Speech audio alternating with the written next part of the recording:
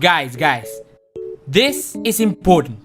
Let's check it out. Olá, meus caros, tudo bem com vocês? Emanuel na voz. Bom, primeiramente eu peço perdão pelo sumiço, mas garanto a vocês que valeu a pena, já que eu estava trabalhando em uma nova estrutura para os vídeos do canal. Na medida do possível, terá um vídeo a cada 2 semanas. Mas não se preocupem, é apenas uma transição necessária e temporária. Tendo explicado tudo isso, vamos ao conteúdo de hoje. Espero que gostem.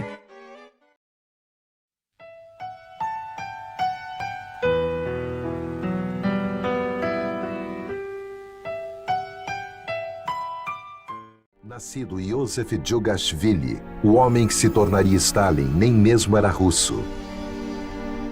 Ele era georgiano, nascido na pobreza em 1878, nas selvagens fronteiras do Império Russo. Eu acredito que ele tinha 1,62 m. Ele era baixo. E não gostava de ser baixo, mas era baixo. E tinha um complexo napoleônico desde sempre.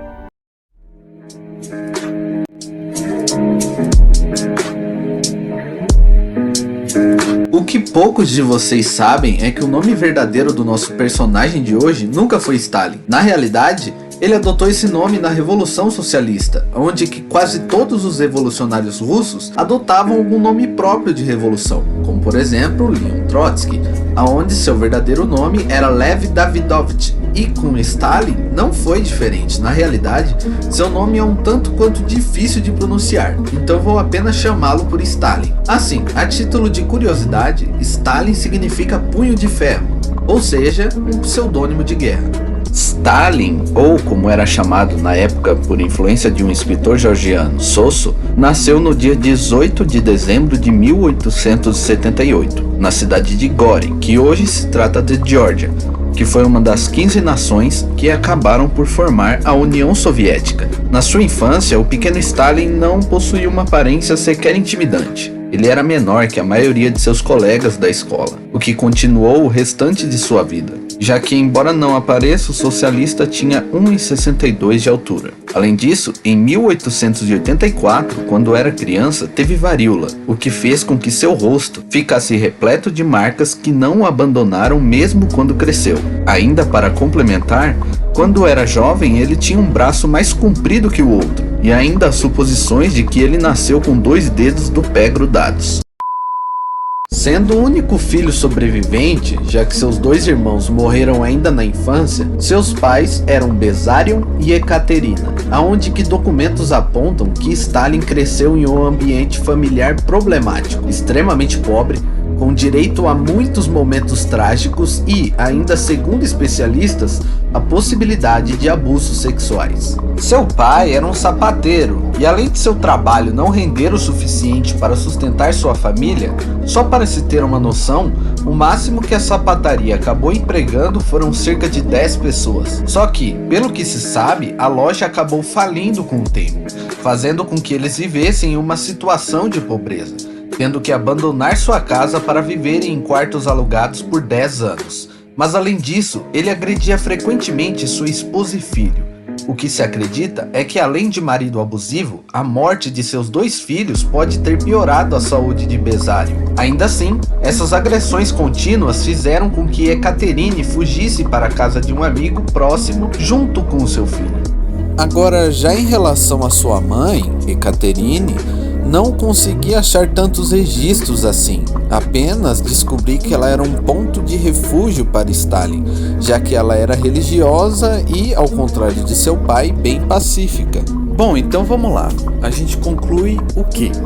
Que, em primeiro lugar, os seus pais não tinham um consenso sobre o ofício do Stalin, já que de um lado o seu pai desejava que ele seguisse sendo um sapateiro e de outro a sua mãe queria que ele seguisse a carreira religiosa. Então, só para ilustrar, vamos fazer uma conta. Depois de toda essa violência doméstica desenfreada por seu pai e ainda o desentendimento frente ao futuro do filho, temos como resultado a separação, bem entre aspas, dos seus pais. Ele sempre quis ser o primeiro. Nunca admitia estar errado. Ele estava sempre certo e tinha autoconfiança, uma enorme autoconfiança. O jovem Iosif recebeu a melhor educação disponível num seminário ortodoxo russo. Sua mãe queria que ele se tornasse um sacerdote, mas ele tinha outras ideias. Bom, por conta desse fator religioso, podemos assim dizer, a infância do Stalin, em seu início, foi excepcionalmente religiosa, já que sua mãe incentivava a religião, levando seu filho frequentemente para as atividades religiosas na cidade. Só que você se engana se pensa que ela incentivava apenas o seu lado religioso. Ela incentivava também os seus estudos, já que pensava que ele poderia se tornar padre algum dia. Então, devido a todo esse estímulo, ele entrou em uma escola religiosa e até mesmo foi aprovado para um seminário da Igreja Ortodoxa lá em Tbilisi. Só que acreditem, seu pai tentou sequestrar ele nesse momento, com a ideia de que Stalin deveria trabalhar como um sapateiro em sua oficina, custe o que custasse. Então, durante seu período na escola, Stalin se destacou por suas notas na maioria das disciplinas. Ele era bem aplicado. Além de talento acadêmico, ele também se sobressaía pela poesia, pintura, teatro e também cantava no coral e em casamentos da região. Então, aos seus 15 anos de idade, Stalin obteve créditos elevados nas matérias, sendo bem sucedido no sentido acadêmico. Mas ainda assim, o caminho religioso do nosso futuro soviético não durou tanto tempo assim, e ele logo abandonou as suas crenças cristãs.